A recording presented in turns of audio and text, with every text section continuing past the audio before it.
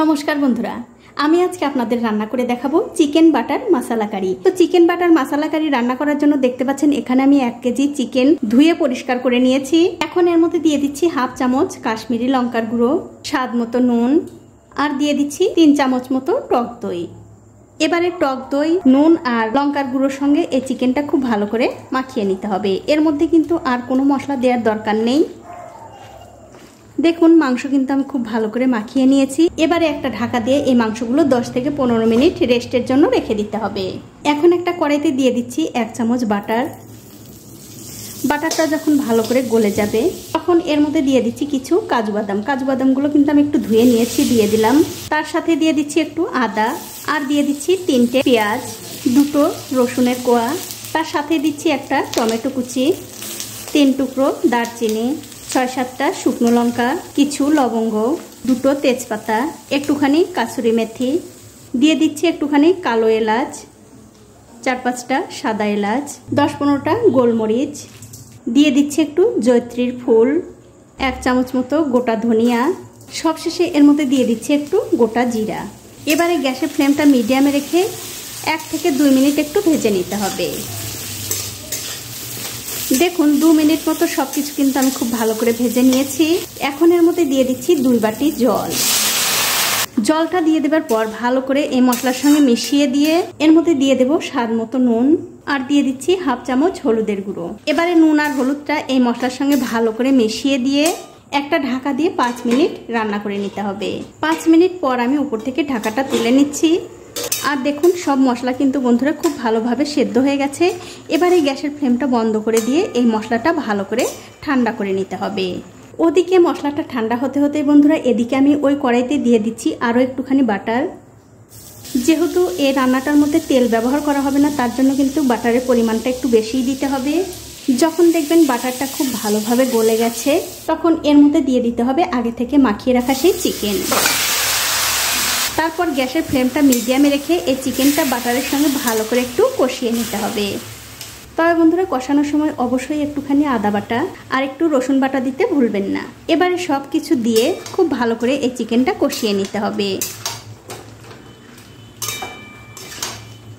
ওদিকে মাংসটা কষা হতে থাক আর এদিকে দেখুন যে মশলাটা আমি ঠান্ডা করতে দিয়েছিলাম সেই মশলা কিন্তু ঠান্ডা হয়ে গেছে। এবারে এই মশলাটা আমি একটা মিক্সিং জারে দিয়ে দিচ্ছি। তারপর মিক্সির ঢাকাটা বন্ধ করে খুব ভালো করে বেটে নিতে হবে। দেখুন মশলাটা কিন্তু আমি খুব ভালো করে বেটে নিয়েছি। এখন এই মশলাটা একটু ছেঁকে নিতে হবে।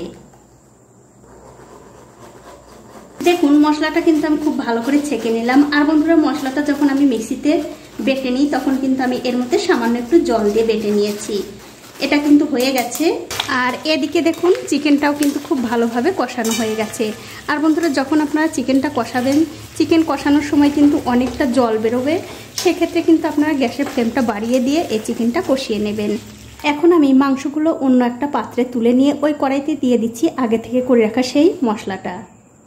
আর মশলার বাটিটা ধুয়ে সামান্য একটু জল দিয়ে দিলাম, এতে করে কিন্তু কোনো অসুবিধা নেই। এবারে জল আর মশলাটা একটুখানি ভালো করে মিশিয়ে দিয়ে এর মধ্যে দিয়ে দেব হাফ চামচ চিনি।